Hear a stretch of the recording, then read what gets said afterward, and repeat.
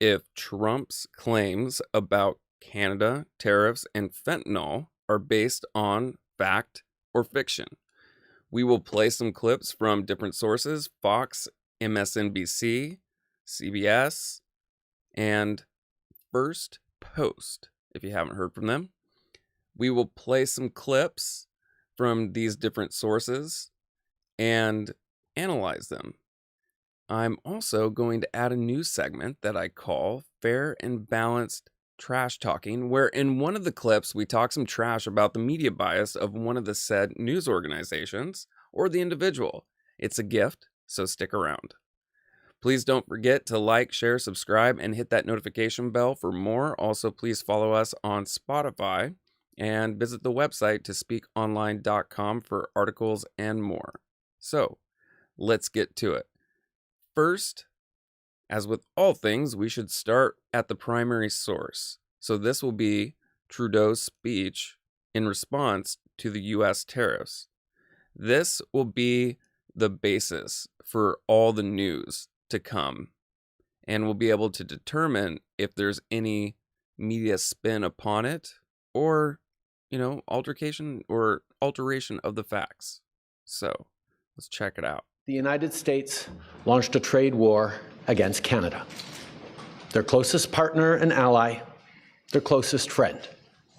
At the same time, they're talking about working positively with Russia, appeasing Vladimir Putin, a lying, murderous dictator.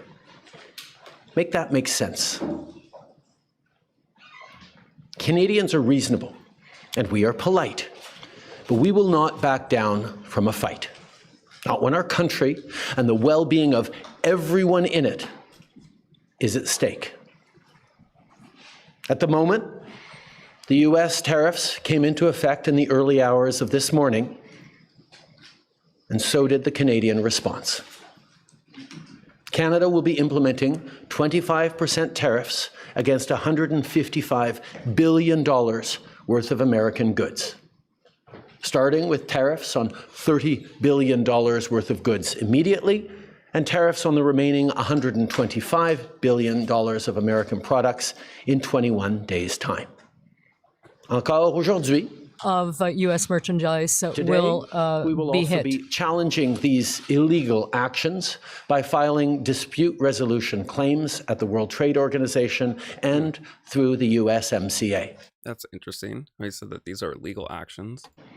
But in the meantime, Haven't heard that. our tariffs will remain in place until the U.S. tariffs are withdrawn, and not a moment sooner.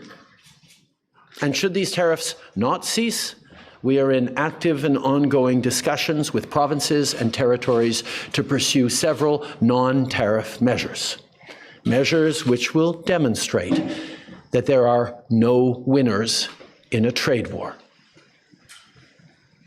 Now, just like I did a month ago, I want to speak first directly to the American people.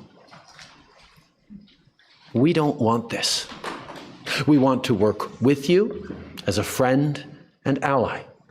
And we don't want to see you hurt either. But your government has chosen to do this to you. As of this morning, markets are down, and inflation is set to rise dramatically all across your country. Your government has chosen to put American jobs at risk, at the thousands of workplaces that succeed because of materials from Canada or because of consumers in Canada, or both. They've chosen to raise costs for American consumers on everyday essential items like groceries and gas, on major purchases like cars and homes, and everything in between. They've chosen to harm American national security, impeding access to the abundant critical minerals, energy, building materials, and fertilizers that we have and that the United States needs to grow and prosper. They've chosen to launch a trade war that will, first and foremost, harm American families. They've chosen to sabotage their own agenda that was supposed to usher in a new golden age for the United States. And they've chosen to undermine the incredible work we've done together to tackle the scourge that is fentanyl, a drug that must be wiped from the face of the earth. So on that point, let me be crystal clear.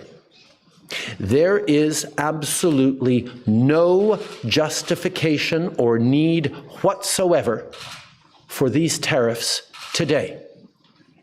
Now, the legal pretext your government is using to bring in these tariffs is that Canada is apparently unwilling to help in the fight against illegal fentanyl. Well, that is totally false.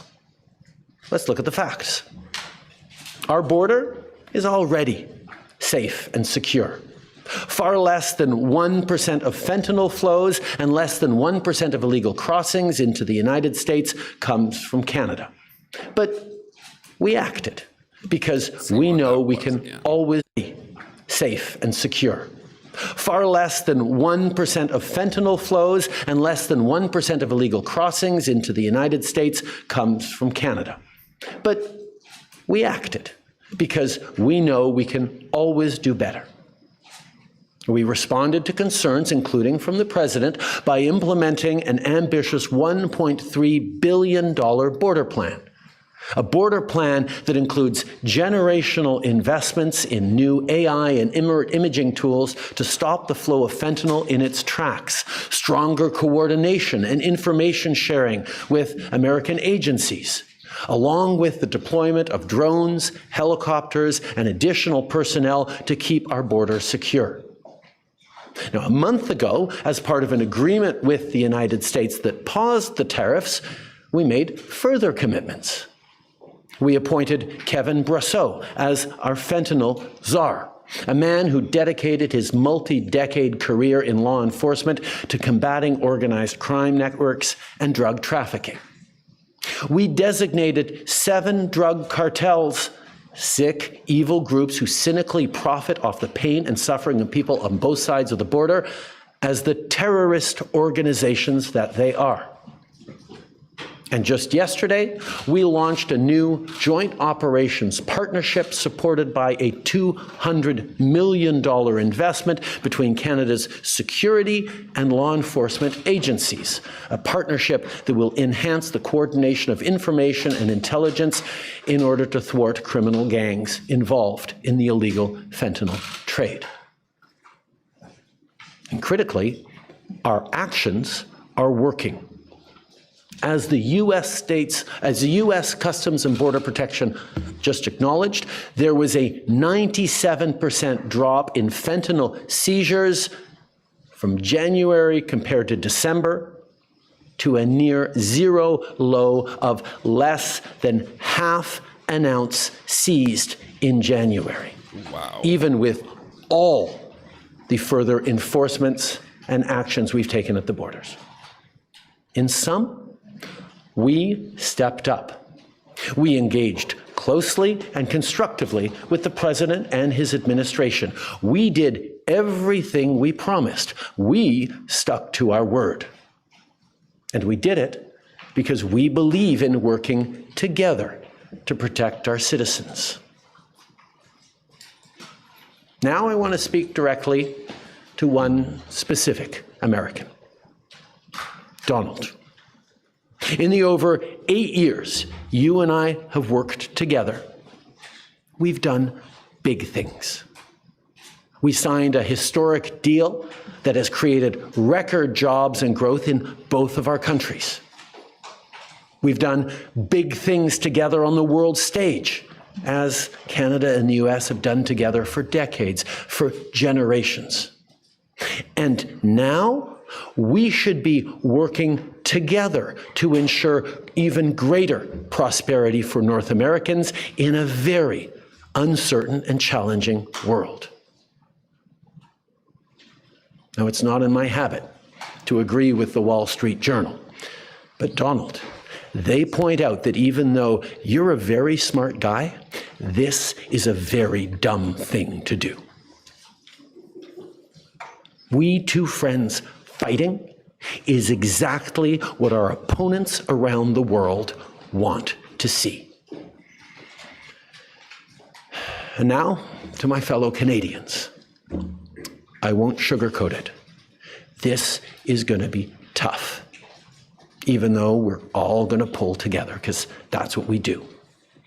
We will use every tool at our disposal so Canadian workers and businesses can weather this storm. From expanding EI benefits and making them more flexible to providing direct supports to businesses, we will be there as needed to help. But Canada, make no mistake, no matter how long this lasts, no matter what the cost, the federal government and other orders of government will be there for you.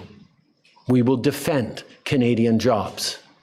We will take measures to prevent predatory behavior that threatens Canadian companies because of the impacts of this trade war, leaving them open to takeovers. We will relentlessly fight to protect our economy. We will stand up for Canadians every single second of every single day because this country is worth fighting for. Les derniers mois, We relying on each other. now, we've been through tough spots before. But every time we've faced long odds and seemingly insurmountable obstacles, we've not only survived, we've emerged stronger than ever. Because when it comes to defending our great nation, there is no price we all aren't willing to pay. And today is no different. Merci beaucoup, mes amis. Nice. They've chosen to harm American national. Okay. That was good. So throughout this, what I do is I write down the claims and think of questions to ask that would be important to consider. Some key things that I took from this were that there were 30 billion of tariffs enacted by Canada, and that there's more to come. There are claims that this isn't a legal action and that he's going to be filing something against the US, it sounds, with the World Trade Organization. This is interesting. I haven't heard this in the news. A few things on rhetoric. He's a very good diplomat. Did you notice how he was speaking to the American people directly? And he framed it as the government is doing this to you, not necessarily Trump. That is really important when it comes to diplomacy. For example, he said the quote unquote, they've chosen, rather than that single one person. Also noted that there is no justification or need for these tariffs today. That the pretext for this is completely false, suggesting that there is something behind this, some other type of motivation or intention.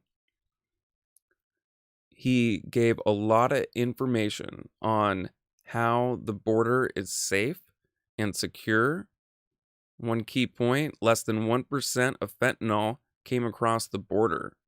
And it is amazing that near to or less than a half an ounce was taken or caught coming across the border. That is amazing. Absolutely amazing.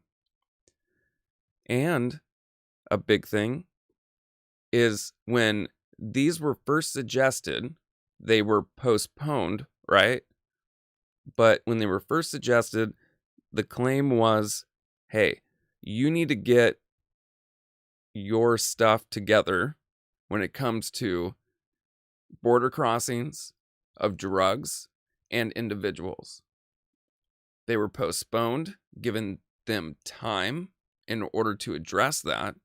And he listed significant amounts of things that they have accomplished to address that issue, which then you have to ask, okay, they have made an effort, putting in millions of dollars, hiring individuals, putting people into places that should be, and even creating new institutions in order to address this issue. So, have they fulfilled their end of that bargain? And if so, why are we still enforcing this? Again, it gives credence to his comment saying that the pretext for this is completely false. Next up, some might say, and I expect the media to put a spin on this, when he used his first name to address him rather than President Donald Trump, he addressed him as Donald. Now, some may say that this is disrespectful. I would claim it is not, due to how he framed this conversation. In the beginning, he used they, the government, right? To say these people are doing it to you. That would include President Trump, although it was more of a sleight of hand implying it. Now, when he addressed the president specifically, he framed that conversation as an interpersonal one, quote unquote, we two friends.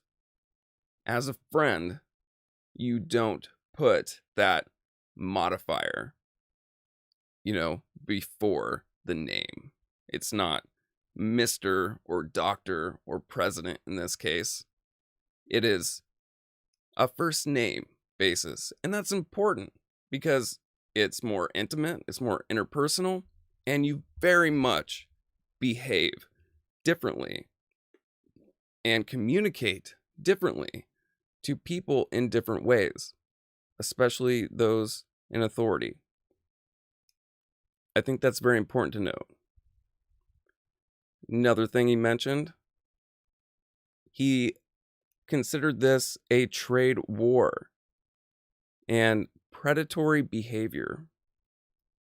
He mentioned other sources to justify his feelings, such as the Wall Street Journal. That lends credence to his claims. And I liked how he threw in a bit of a nationalist tone to Canadian unity.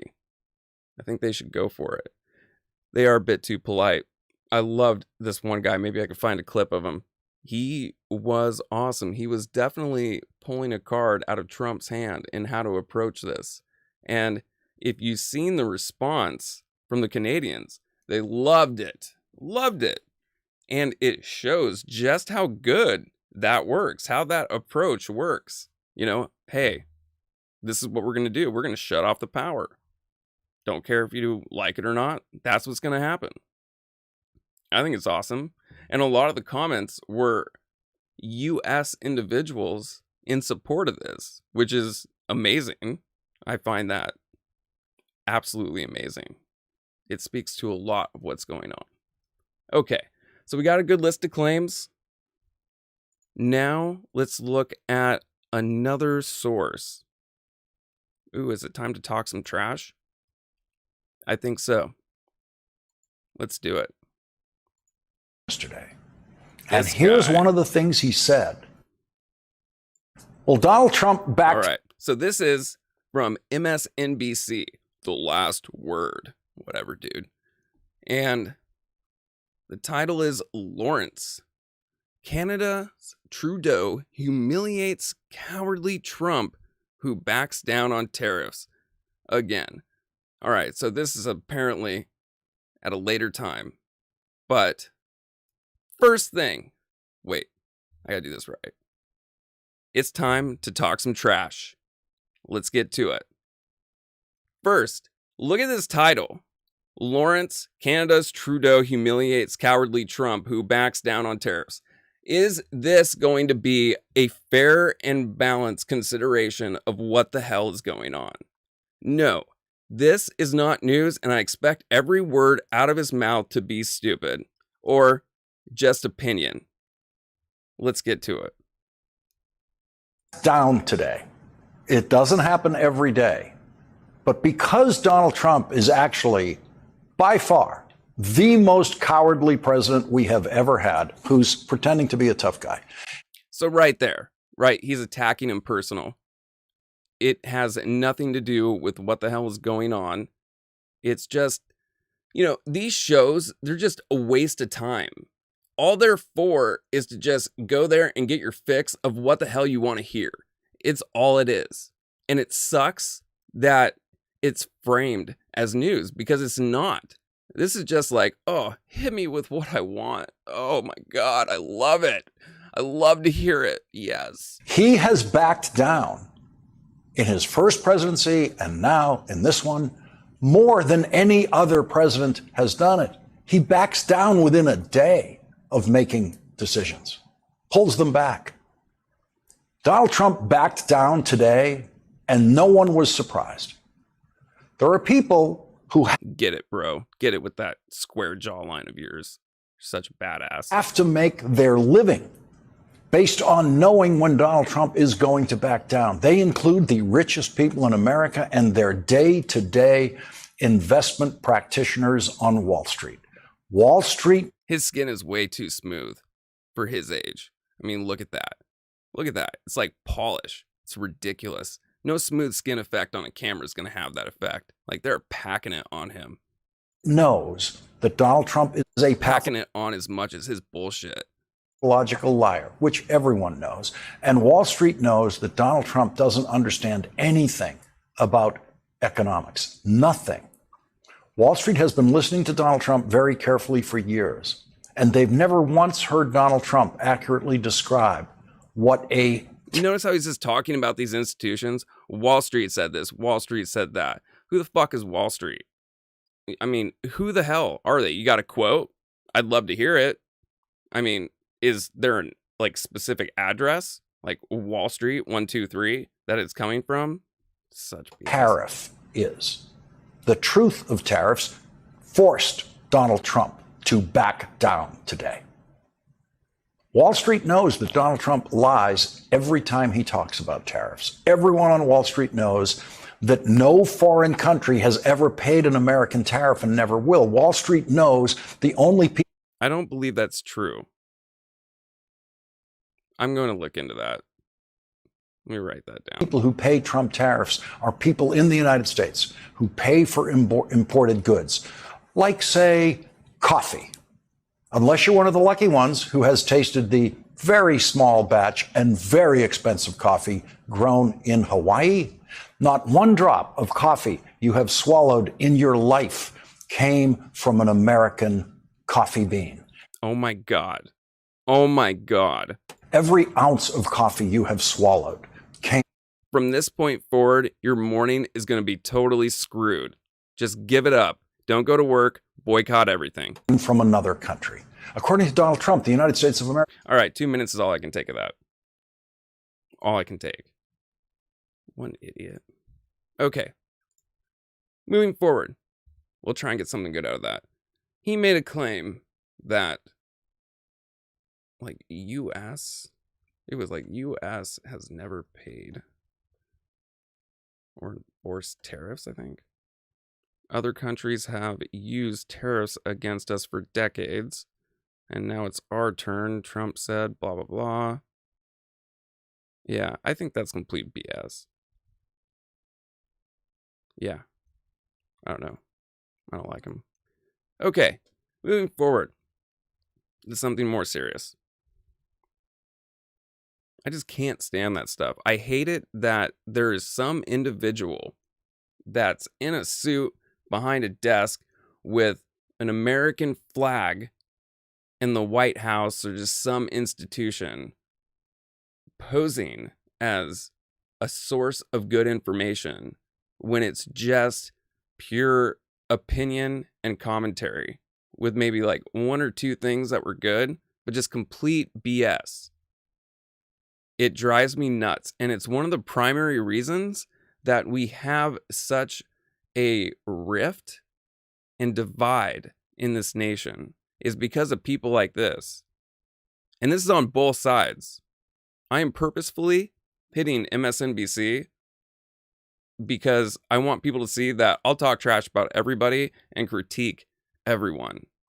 Because it's not just the right, it's also the left.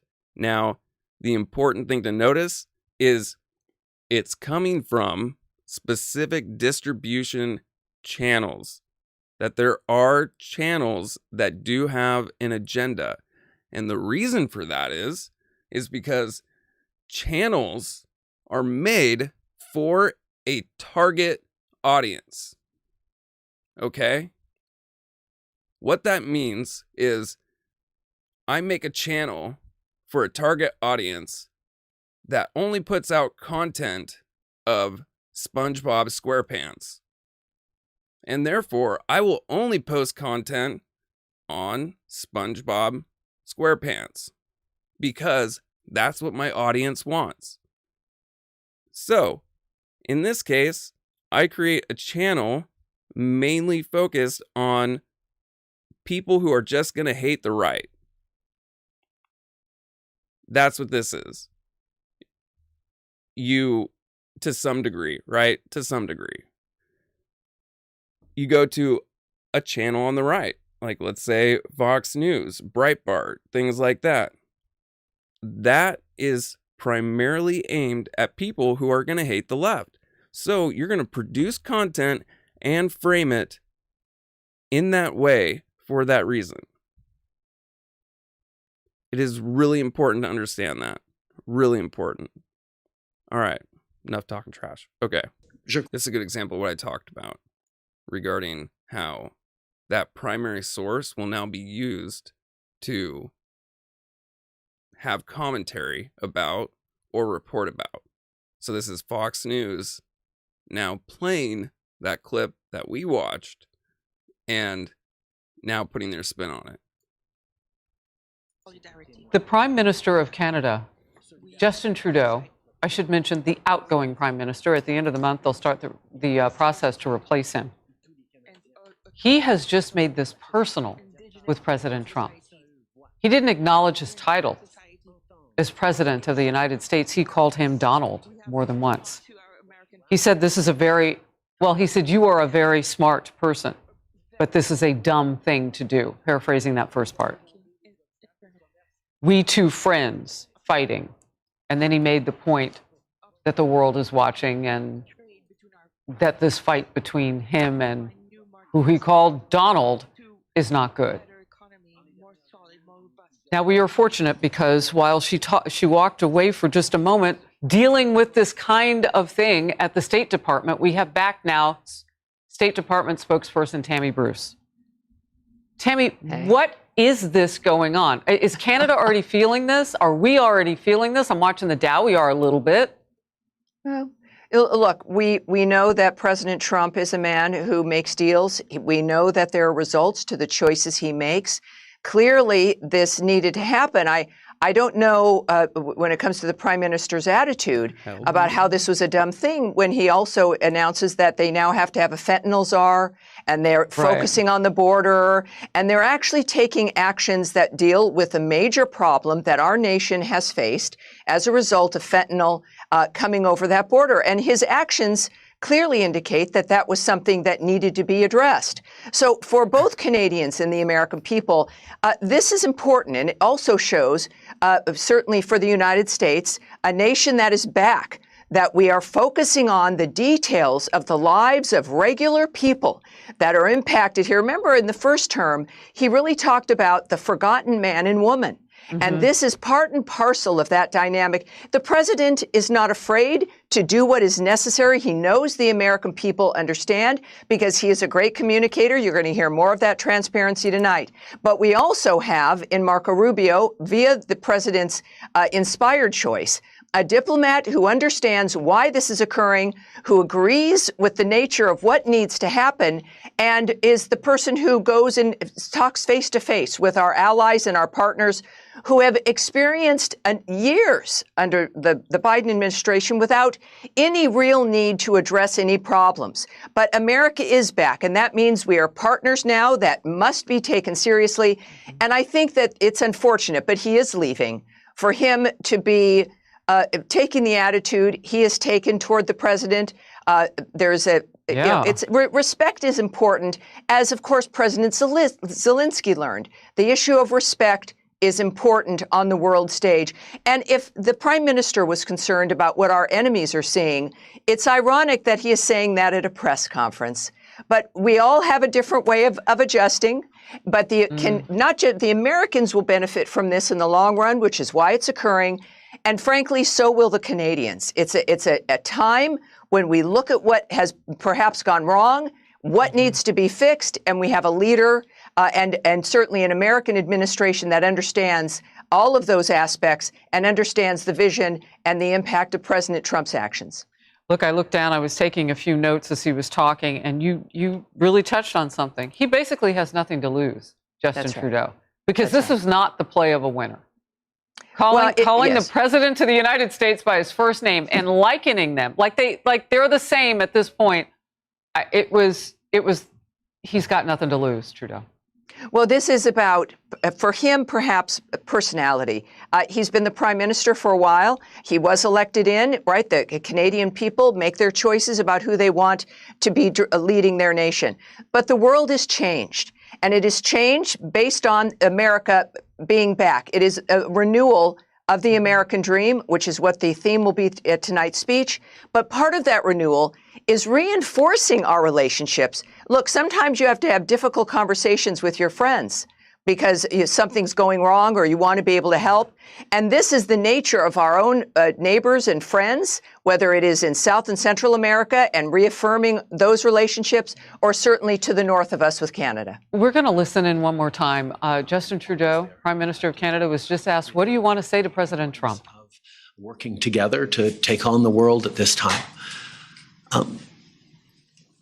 The facts show very clearly that in terms of taking action on fentanyl, we are doing everything that is necessary, and not just for the United States, for ourselves as well, as Canadians are suffering as well from the scourge that is illegal fentanyl. We have laid out extensive plans, actions, cooperations, including as recently as the past days in Washington, and they have always been very well received. And the numbers bear that out. I think in what President Trump said yesterday, that there is nothing Canada or Mexico can do to avoid these tariffs, underlines very clearly what I think a lot of us have suspected for a long time, that these tariffs are not specifically about fentanyl, even though that is the legal justification he must use to actually move forward with these tariffs. Monsieur Trudeau, en français, à part l'allocution que vous avez eue envers Monsieur Trump, lui avez-vous parlé au cours des derniers jours, des dernières heures? Have you talked to Non. Mr. Trump? Je me suis mis besides à sa that disposition conversation pour parler you pendant les days derniers ago. jours, comme on avait fait il y a 30 jours. We J'espère lui parler dans I les jours hope à venir. you Je suis toujours talk ouvert pour parler. to him in the future. You mentioned this my off door the is top. open. You're seeing the United States seemingly moving closer. All right, so through all that translation, I want to bring back the State Department spokesperson, Tammy Bruce. So they were translating, and he was asked the question, have you spoken to Trump since your last conversation that we all know about and have reported on? And you heard him say the door is always open. Wow. Okay, so he wants our president, whom he can't even call by his last name with his title, to call him up. Look, all I can think of is this. That day, and it happened during this hour, that day that they kicked him out, and we knew that once they found a replacement, he would be gone. I can't imagine with the president saying to him, 51st state, Canada? That's what he's focused on. It feels personal. This doesn't help Canadians. And well, it doesn't. And yet he also admitted that the fentanyl situation is a scourge and that they've taken more actions, as we had talked about earlier, but there he repeated that, and then dismissed President Trump's actions on tariffs as a legal mechanism. You see, Canadians and Americans can see the difference in if what someone is saying is really transparent, if it is personal or if it's about them. I think President Trump, people have gotten used to hearing from a man who genuinely is doing things for the sake of the American people, of his people. And I think around the world, it has been refreshing. And it's unfortunate, but, politicians sometimes have to say certain things. But in this case, we are hearing about the importance and the results that Prime Minister Trudeau has implemented only as a result of the tariffs that the United States has now implemented via President Trump. It is a scourge. It does destroy Canadian lives. It destroys American lives. And that's the end result. And that's what the citizens of both of these countries care about. I get it. Look, at the State Department right now, to have you on is really important at this moment, because this is what you in part are working on today, and all of that filters into your day. We get first reaction from you, Tammy Bruce, and we are appreciative. Thank you, ma'am. Thank you. Okay. Good stuff. So, here's some things that we got from that. Right off the bat, I want to note the title. It says, Breaking, Trudeau Rips Trump Tariffs as Predatory. Donald, this is a very dumb thing, in quotations.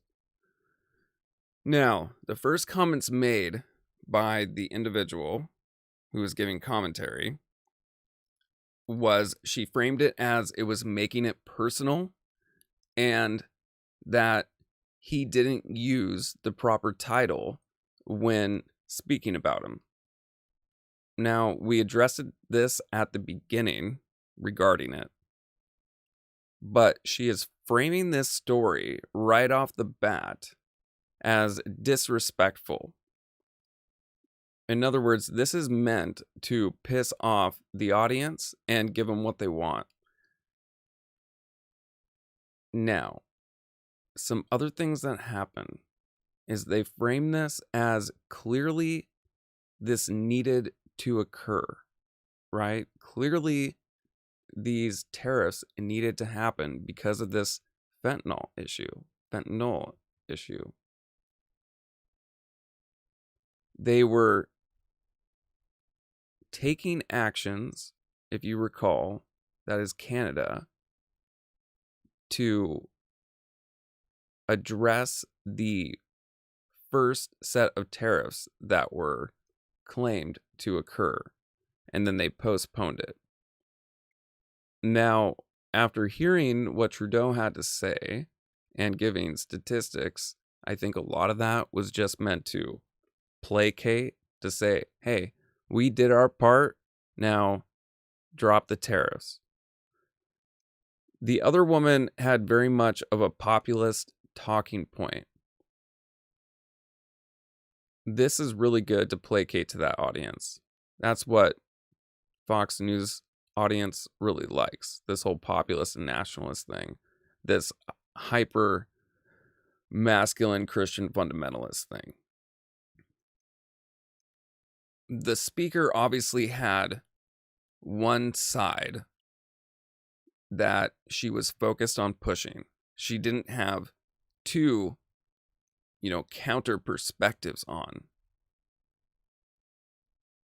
I am glad that they played that clip at the end, because obviously his message counters what that other woman said.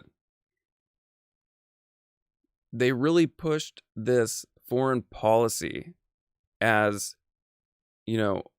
these other individuals should bow down to Trump. She pushed that a lot. That's not how foreign policy works. Not how foreign policy works. You can think it does, but it doesn't.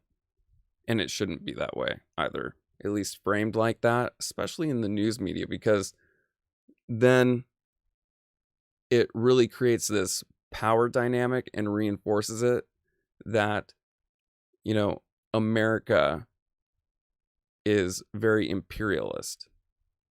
or at least that's how it's going to be perceived by other people. Okay. I think we got enough of the news and we got enough claims to start looking into this a bit more. So first, some of the big things, we should look at a fact sheet. Now, here's one from the White House, which I'm curious about what they deem as facts. So, this is titled Fact Sheet: President Donald J. Trump imposes tariffs on imports from Canada, Mexico, and China. Here we go. In bold, addressing an emergency situation. Now, after hearing what Trudeau said, it doesn't sound as much as an emergency. We are focusing a bit more just on Canada here, so keep that in mind. That is what we're focusing on. Starting, the extraordinary threat posed by illegal aliens and drugs, including deadly fentanyl, constitutes a national emergency under the International Emergency Economic Powers Act. Bullet. Until the crisis is alleviated, President Donald J. Trump is implementing a 25% additional tariff on imports from Canada and Mexico and a 10% additional tariff on imports from China. Energy resources from Canada will have a lower 10% tariff. That is something not noted in the media, that energy resources from Canada will have a lower 10% tariff. So obviously here, we hear a lot of other responses from the Canadians that they'll shut down the power.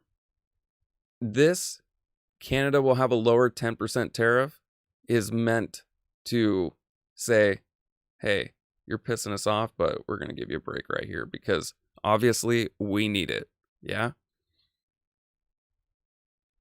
President Trump is taking bold action to hold Mexico, Canada, and China accountable to their promises of halting illegal immigration and stopping poisonous fentanyl and other drugs from flowing into our country. The orders make clear that the flow of contraband drugs like fentanyl to the United States through illicit distribution networks has created a national emergency, including a public health crisis. Chinese officials have failed to take the actions necessary to stem the flow of precursor chemicals to known criminal cartels and shut down money laundering by transnational criminal organizations. In addition, the Mexican drug trafficking organizations have an intolerable alliance with the government of Mexico. The government of Mexico has afforded safe havens to the cartels to engage in the manufacturing and transportation of dangerous narcotics. Poses a national security threat. There is also a growing presence of Mexican cartels operating fentanyl. So we can see throughout this that it is framed completely as you got to stop the drugs. Otherwise, we're going to shut it down. You know, we're going to impose this because of the illegal aliens and drugs. This means they have to push this narrative. This is what it's riding on. So, what happens if the truth comes out that it's not based on this, that there is no justification of it? So you're going to hear on the right-hand side, on Fox News and other things, that we need this. We need this in order to protect us from these threats posed by, quote, illegal aliens and drugs. That's what you're going to hear over and over and over again, so you believe it. So you believe it, even if it's not true. I'm not going to read this entire thing. So now let's look at another source. How about Factcheck? Factcheck. Trade and tariffs. Here we go. All right. So this is from NPR. This is a fact-checking article, and it does address this. So Trump made the claim that tariffs are not just about protecting American jobs, about protecting the soul of our country. Tariffs are about making America rich again and making America great again. President Trump has defended tariffs as a way to raise revenue for the government, a way to encourage more domestic manufacturing, and a bargaining chip to induce other countries to lower their own trade barriers. While Trump insists these tariffs are paid by foreign companies, most of the cost is borne by businesses and individuals in the United States. If tariffs become a significant revenue source for the government, any shift from imports to domestic suppliers would jeopardize that funding stream. Likewise, if tariffs are a bargaining chip, the government revenue could be bargained away. This is a big one right here that should be noted. Reciprocation for trade deficits. Earlier Tuesday, President Trump imposed stiff new tariffs on imports from Mexico and Canada, two of the United States' biggest trading partners. Most imported goods from the countries now face a 25% tax, although energy imports from Canada are being taxed at a lower rate of 10%, which we've seen from the White House. The president also added an additional 10% tariff today on all imports from China. Okay. This is just going through the process. Here we go. Less than 1% of fentanyl and illegal crossings into the United States come from Canada. Yet the government launched a $1.3 billion border plan with new choppers, boots on the ground, more coordination, and increased resources to stop the flow of fentanyl. This includes Canada's newly appointed Fentanyl SAR, a Canada-United States Joint Strike Force, an intelligence directive on organized crime and fentanyl, backed up by $200 million to increase law enforcement's information sharing capacity. The listing of 7 transnational criminal organizations largely responsible for fentanyl pouring into our communities, and the launch of a new intelligence partnership made up of key players from Canada's big banks and law enforcement. The government of Canada is making a strong border even stronger, and because of our work, the U.S. Customs and Border Protection has reported a significant decrease in fentanyl seizures from Canada, with a 97% drop in January 2025 compared to December 2024. The tariffs imposed by the U.S. administration are unjustified and detrimental to both Americans and Canadians. Working with provincial, territory, and industry partners, our singular focus is to get them removed as quickly as possible. While we urge the U.S. administration to reconsider their decision to impose tariffs, Canada will remain firm in standing up for our jobs, our industries, and our workers. Good. Okay. I believe there's enough information to determine that this is not about the drugs. Let's find out how much fentanyl comes from China. There was a DEA article there. And this is from the DEA.gov. This is an unclassified document on fentanyl flow to the United States, and this was in January 2020.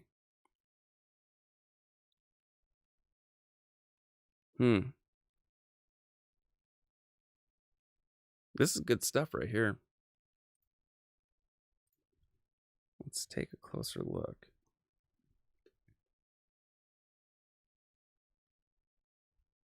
So this gives a figure of fentanyl flow to the United States 2019. I want to note here that if you can't see this,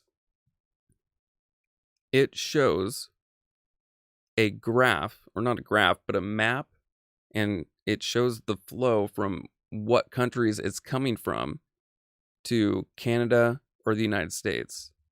All this stuff, let's see. Yeah, primarily all of it is coming from China, one from India. They do show one spot where it's coming from Canada, it looks like. But it looks like primarily it's getting in from Mexico and China.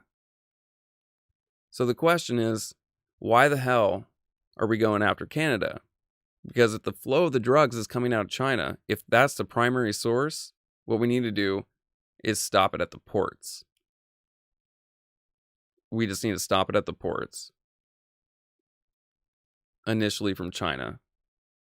And what's funny is I think that the total amount of tariffs for China currently, even with that plus 10%, is 20%. So that would really piss me off if the source of the fentanyl crisis is coming from China and they're getting 10% or, no, excuse me, 5% less tariffs imposed upon them. Isn't that something? I'm going to read this about China.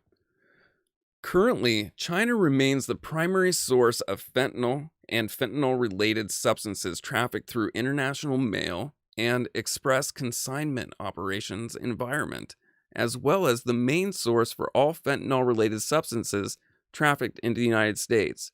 Seizures of fentanyl sourced from China average less than 1 kilogram in weight and often test above 90% concentration of pure fentanyl. As Beijing and the Hong Kong Special Autonomous Region, SAR, place restrictions on more precursor chemicals, Mexican Transnational Criminal Organization, TCOs, are diversifying their sources of supply. This is evidenced by fentanyl shipments from India, allegedly destined for Mexico. On May 4, 2018, the Hong Kong SAR updated their drug law to control the fentanyl precursors for anilino in phentyl, for piperidine, and in phenethyl, and for piperidone, as well as the synthetic opioid U-47700. This matches China's scheduling of of ANPP and NPP on July 1st, 2017. The move by the Hong Kong SAR is considerable since synthetic opioids produced and shipped from China may transit the Hong Kong SAR en route to the United States. Effective May 1st, 2019, China officially controlled all forms of fentanyl as a class of drugs. This fulfilled the commitment that President Xi made during the G20 summit. The implementation of the new measure, blah, blah, blah, blah, blah. So, China's the problem, not Canada. But it sounds good. It sounds really good. Here's a comment on Mexico that I'll make. Mexican TCOs are producing increased quantities of fentanyl and illicit fentanyl-containing tablets, with some TCOs using increasingly sophisticated clandestine laboratories and processing methods. That is, laboratory-grade glassware, unregulated chemicals, and industrial-sized tablet presses. The DEA, working in conjunction with Mexican officials, has seized and dismantled numerous fentanyl pill pressing operations and fentanyl synthesis laboratories in 2018-2019, highlighting the role TCOs play in supplying the U.S. fentanyl market. Okay. The other country that's noted in here is India. I want you to know, this is really, really important. This is a unclassified DEA intelligence report, okay? Titled Fentanyl Flow to the United States on January 2020. They only list 3 countries. 3 countries. And it's China, Mexico, and India. So, I ask you, is Canada the problem, or is it complete BS? I would say it's complete BS and about something different. Because even the DEA don't care about Canada. All right. Moving on. So we've determined that it's not about fentanyl. That is clear. You know, one thing I do want to do is I want to read to everyone what a tariff is. Because a lot of people say this word and don't have any idea what the hell it is. This is done a lot. And this is just done in like academia in general. When you step into a specific field, there are different word choices that mean different things specific to that field. Jargon. It's different than colloquial use. So I'm just going to read. What is a tariff in simple words? A tariff is a tax on imported goods or services. Tariffs are a form of trade regulation that governments use to protect domestic industries and generate revenue. How do tariffs work? Tariffs are paid by the importing business to the government of the country where the goods are imported. Tariffs can be based on the value of the imports or on a fixed amount per item. Tariffs can also increase after a certain amount of imports is reached. What are the effects of tariffs? Tariffs can make imported goods more expensive than domestic goods, which can encourage consumers to buy domestic products instead. Tariffs can reduce the quantity of goods and services available, which can hurt businesses and consumers. Tariffs can also lead to retaliatory measures from other countries, which can lead to trade wars. Now, on that point, I will mention a few talking points on the right. This mentioned that tariffs can make imported goods more expensive than domestic goods, which can encourage consumers to buy domestic products instead. Personally, I've always found this a horrible argument, just because, let's say something's worth $10 in the US. Something coming into the US, the same product, cost $8. We impose something like a $2 tariff, the equivalent to that, making it $10 as well. Well, why wouldn't you just increase the amount of the US product to $11 and say it's inflation? That is what really happens, because businesses have their own self-interest at heart.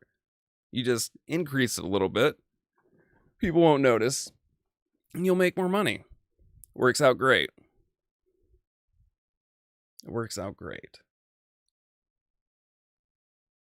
Okay, so we went over points about framing. What's a tariff? What is the actual problem? How little amount is coming from Canada? I think we covered a lot. There is so much to discuss in this topic. So much to discuss. Just because you can conjecture about so much, and you're going to get that a ton in the media on the left and the right about, it's about this and it's about that. I would suggest taking that with a grain of salt. And to those who do have an opinion, make sure it's a logical argument and not just a talking point. Where it's like, for example, if this happens, this is most likely to occur, and why? Rather than a emotional push to an end that's going to drive engagement. So, just a thought on that. To summarize everything, there are different media sources that have framed this considerably different. And they're doing it to push an agenda. I believe with Fox, we can determine that for their audience, they are going to push the talking point that we need this because Canada's a threat. They are importing drugs and we have to address this. On the left, like with that MSNBC, you've seen them doing tons of personal attacks. A lot of personal attacks. That was about a 2-minute clip. I didn't see if they got into a whole bunch of information. But from what I can determine, that 2 minutes, that was enough to determine it would be a waste of time. Now, we can definitely take away that Canada's not the problem. Even our government, the DEA, didn't even list Canada as a problem. Okay, so we had India, China, primary, and then Mexico. So what is the problem, and why then is China getting a 20% tariff that's less than Canada? And I believe now those tariffs are paused, by the way. But still, why is that a threat, and why? That is very interesting, because we're not actually addressing the problem. So when you hear that talking point, it's a lie. It's simply a lie. And a note about the fact-checking services, because a lot of times we hear on the right and Fox News that these fact checks are biased. This is a good example of where a fact check is needed, and we should employ them. And just because it's telling you something you don't like doesn't mean it's not legitimate. Okay? That is important. Another thing that we talked about was how these things were framed, some of the agendas that are going to be pushed, how some of them did it, like initially with the title and their opening statements, and why. Engagement. That's the primary reason. Not participation, but engagement. All right, awesome. Think we did some good. I hope that you got some good information about this and you can share it with others. Thank you for listening. Again, this is To Speak Online. Please like, share, subscribe, and hit that notification bell so you're alerted when a new show is on. And you can also check us out on Spotify, and I have articles that I make based on the podcast and the information received on To Speak Online also, and some personal articles that I've written as well. So, thank you very much for joining us. Have a great night.